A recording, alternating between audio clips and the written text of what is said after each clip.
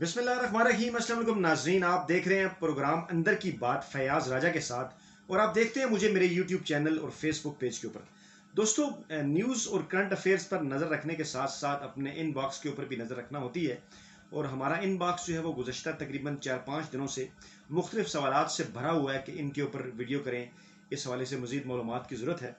तो जो सबसे ज़्यादा दो सवालात पूछे गए हैं वो दो सवालात में से एक सवाल ये है कि हामिद मीर को गोली किसने मारी, जिस वाक़े का भी दोबारा से जो है वो तज़किरा हुआ है। कई लोग इस हवाले से जो है वो मालूमात हासिल करना चाहते हैं, जानना चाहते हैं ये कब का वाक़या है, कैसे पेश आया था। और दूसरा जो सबसे बड़ा सवाल है वो लोगों ने ये पूछा है कि जनरल रानी की बेटी अब किसकी बीवी है। इस हवाले से भी जो है वो ख़बरें हैं, कुछ लोगों ने हामिद मीर समेत कॉलम भी लिखे थे, फिर कुछ किताबों के हवाले दे के मैंने आपको तफसीलात भी बताई। फिर एक जो मैंने वीला किया, आपके सामने रखा, जनरल रानी कौन है, उसको जो है वो इवन इंडियन टीवी चैनल्स ने भी पिक किया, वहाँ पर भी उसके ऊपर जो है वो खासी गुफ्तगू हुई। तो आज मैंने ये सोचा कि ये जो दोनों सवालात हैं जो कि बड़े गर्म सवालात हैं, गर्म मामले हैं, लेकिन मामले गर्म हैं लेकिन अब इनका मकसद जो है वो ठंडा हो गया है। कैसे, वो मैं आपको बताऊंगा कि ये दोनों मामले गर्म करने का मकसद क्या था। खबरें गर्म थी लेकिन मकसद अब कैसे ठंडा हुआ है, वो तफसीलात आपके सामने भी इसके अंदर रखूंगा। पहले मैं थोड़ा सा बैकग्राउंड आपको बता दूं कि हामिद मीर के ऊपर जो हमला हुआ था वो कराची में हुआ था और ये वाक़या है अप्रैल 2014 का। और अप्रैल 2014 में ये वाक़या होता है और इसके ऊपर फिर एक कमीशन भी बना था। उसके ऊपर फिर कभी तफसीली वीडियो हम आपके सामने करने की कोशिश करेंगे। कुछ मालूमात हम उसके ऊपर उसके हवाले से इकट्ठी कर रहे हैं।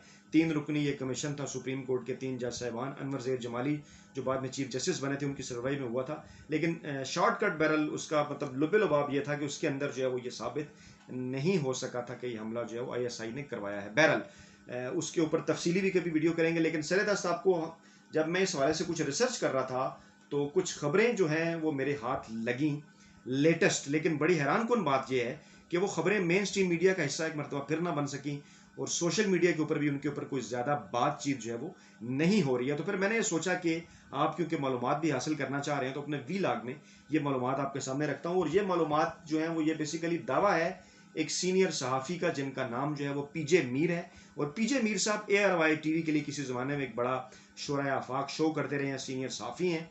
उन्होंने इस हवाले से जो है वो कुछ दावा किया है, वो हम आपके सामने रखना चाहते हैं कि सीनियर सहाफ़ी हामिद मीर पर कुछ साल कबल फायरिंग की गई थी और गोलियां लगने के नतीजे में वो जख्मी हो गए थे। बाद अज़ां एजेंसियों पर हामिद मीर को गोलियां मारने के इल्ज़ाम जो हैं वो पाकिस्तानी खुफिया एजेंसी पर आयद किए गए, जिसे फिर मुस्तरद किया गया।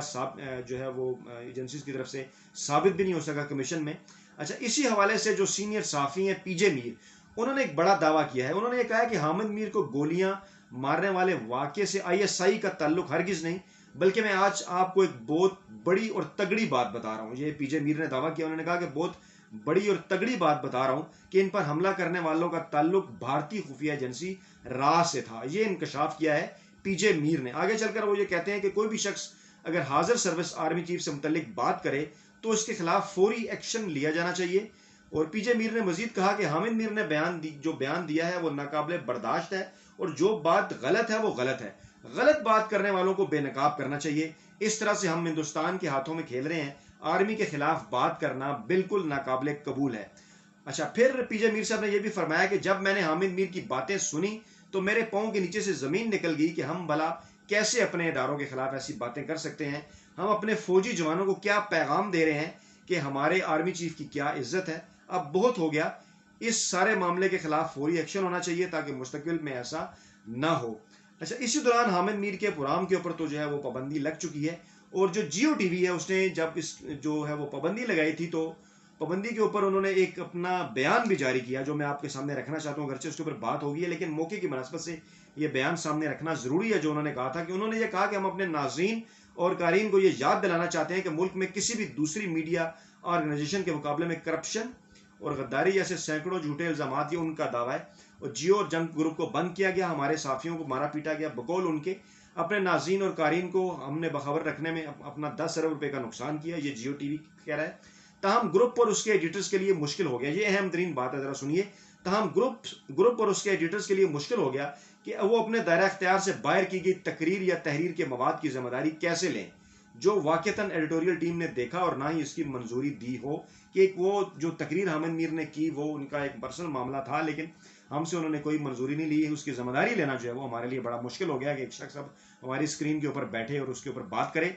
तो ये वो मामला था, बैकग्राउंड था कि जिसके बाद जियो टीवी ने उन्हें जो है वो ऑफ एयर कर दिया। लेकिन पीजे मीर का जो दावा है वो उसकी भी तहकीक होनी चाहिए। वो बड़ा एक उन्होंने कहा कि उन्होंने बड़ी तगड़ी बात की है, बड़ा अहम इंकशाफ है। उन्होंने कहा कि इस वाक़े से जो है वो भारतीय खुफिया एजेंसी रा का तल्लक था। और अब हैरान कुन तौर पर यह भी फिर सामने आया कि हामिद मीर साहब का अकाउंट फेसबुक का भारत से चल रहा था। फिर हामिद मीर पर जब क्या पाबंदी लगती है, फिर वो भारतीय मैगजीन के लिए आर्टिकल भी लिखते हैं। तो चीज़ें कुछ बड़ी जो है वो अजीबो गरीब हो गई हैं, जिसके ऊपर इदारों को डेफिनेटली देखना होगा।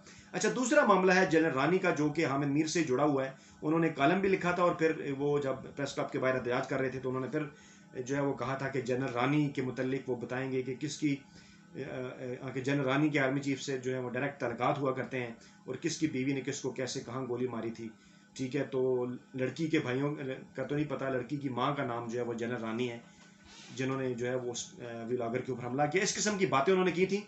उसके बाद हमने वीडियोस भी की जनरल रानी के हवाले से, उनकी फैमिली के हवाले से। तो बहरहाल जो लेटेस्ट सवाल पूछे उस हवाले से हम आपको बताएंगे कि जो इस वक्त भारतीय पंजाब के जो सियासतदान हैं अरविंदर सिंह, उनकी मुबैना तौर पर बीवी बताई जाती हैं, जो दावा किया है भारतीय मीडिया ने भी कि नाम है उनका अरूसा आलम। जो जनरल रानी की 6 औलादें थी उसमें से एक औलाद अरूसा आलम। और उनके मुतल्लिक मैं ये बता दूं कि अरूसा आलम जो है वो उनका इस्लामाबाद के साथ भी ताल्लुक़ रहा और एक तरीके से बिलावास्ता जो है वो साफत के साथ तो खैर डायरेक्ट तल्लुक़ था, बिलावास्ता इस तरह से रहा प्रेस क्लब के साथ ताल्लुक़ है। जिस प्रेस क्लब के हामिद मीर साहब मेंबर हैं, इस्लामाबाद नेशनल प्रेस क्लब, जिस प्रेस क्लब मैं मेंबर हूँ, उसी प्रेस क्लब की अरूसा आलम भी नेशनल प्रेस क्लब इस्लामाबाद की ना सिर्फ मेंबर रही बल्कि 2008 में वो उसकी अहदेदार भी मुंतखब हुई, जब मुश्ताक मिनाज साहब जो सदर मुंतखब हुए थे 2008 में, जो आजकल मुस्लिम लीग नवाज के कश्मीर के अंदर उनके वजीर हैं और आप उनको जानते हैं, वो पहले सहाफ़त से भी वाबस्ता रहे हैं। अरूसा आलम उनके दौर में नायब सदर रहे उनके साथ। तो इस तरह से एक तल्लुक उनका सहाफ़त से भी रहा। और जब जनरल परवेज़ मुशर्रफ ने जो है वो इक़्तिदार संभाला था 1999 में, तो उससे पहले जब कारगिल वार चल रही थी, तो उस दौरान कई ऐसे जो है वो वाक़यात हामिद मीर ने अपने कालमों में भी कोट किए कि वो और अरूसा आलम एक ही महफिल के अंदर मौजूद थे जहाँ पर कारगिल वार के हवाले से बात हो रही थी। और हामिद मीर का उस वक्त कुछ मौक़िफ़ और था, अरूसा आलम का और था, और जो कि बाद में यह साबित हुआ कि अरूसा आलम का मौक़िफ़ दुरुस्त था। हामिद मीर आजकल उस मौक़िफ़ की तरवीज नहीं कर रहे जो उस वक्त उनका मौक़िफ़ था। खैर, तो ये जो भारतीय पंजाब के सियासतदान हैं और वज़ीर आला हैं भारतीय पंजाब के अमरिंदर सिंह, ये साबिक महाराजा पटियाला के साहबजादे भी हैं, उनके बेटे हैं। और इंडियन मीडिया ने यह दावा किया है कि अरूसा आलम, जो कि 2004 में पहले पाकिस्तान छोड़ के चली गई, फिर आती रही वक्तन फ़वक्तन, फिर उसके बाद भारत जो है वो सेटल होगी, क्योंकि 2008 के इंतखाबात उन्होंने उसी वक्त लड़े थे जब वो पाकिस्तान में थी। तो बाज़ लोग ये कहते हैं शायद 2004 में वो पाकिस्तान छोड़ गई थी, लेकिन हमारी मालूमात के मुताबिक वो आती जाती रही हैं। वो भी जो है वो जनरल रानी की बेटी थी। और ये फिर आगे उनके साहबजादे हैं, फ़ख्र आलम जो पाकिस्तान के पॉप सिंगर हैं, और फिर जो अदनान समी खान जिन्होंने भारतीय जो है वो वहाँ पर उसको कहना चाहिए नेशनलिटी उन्होंने इख्तियार कर ली थी, उनका तल्लुक उनकी फैमिली से ऐसे है कि जनरल रानी की जो बहन थी एक और, उनके वो नवासे लगते हैं जो हैं वो अदनान समी खान साहब जो हैं। तो इस तरह से एक तरह से जो है, अगर जो फ़ख्र आलम की वो नानी थी जनरल रानी, इसी तरह से अदनान समी खान की भी उनको नानी कहलाया जा सकता है रिश्ते के लिहाज से। तो जो जनरल रानी की बेटी हैं अरूसा आलम, उनके मुतल्लिक दावा तो भारतीय मीडिया ने यह किया है कि वो भारतीय पंजाब के जो सियासतदान हैं अरविंदर सिंह, उनकी वो बीवी हैं, मुबैना तौर पर उन्होंने उनसे शादी की हुई है। जबकि दूसरी जानिब जो उनकी बीवी हैं परनीत कौर, जो कि डिक्लेयर्ड उनकी बीवी हैं, उनका ये कहना है कि सिख मज़हब के मुताबिक अरविंदर सिंह की वाहिद जो कानूनी बीवी हैं वो वही हैं जिनका नाम जो है वो परनीत कौर है। उन्होंने भारतीय मीडिया को भी ये कहा। और दूसरी जानिब भारतीय मीडिया में ये खबरें शाया हुई थी कि अरूसा आलम ने शादी कर ली अरविंदर सिंह से, लेकिन फिर ये भी कहा जाता है कि वो उनकी तरफ से कहा गया कि वो सिर्फ जो है वो फ्रेंड्स हैं, आपस में दोस्तों के तौर पर जो है वो आपस में रहते हैं। तो ये है नाज़रीन वो ताज़ा 3 मामलात जो आपके साथ शेयर करने थे इस वीडियो के अंदर।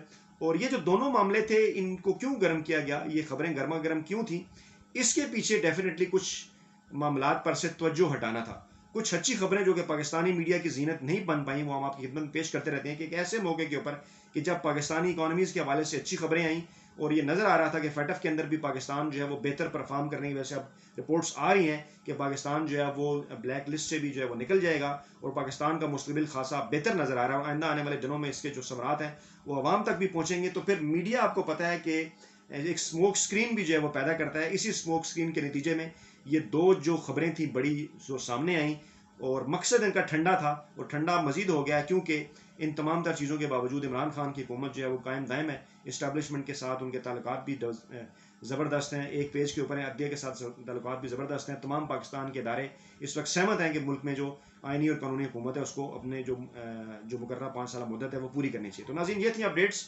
नई वीडियो के साथ जल्द आप खिदमत में हाजिर होते हैं। अपना बहुत ख्याल रखिएगा। अल्लाह हाफिज़।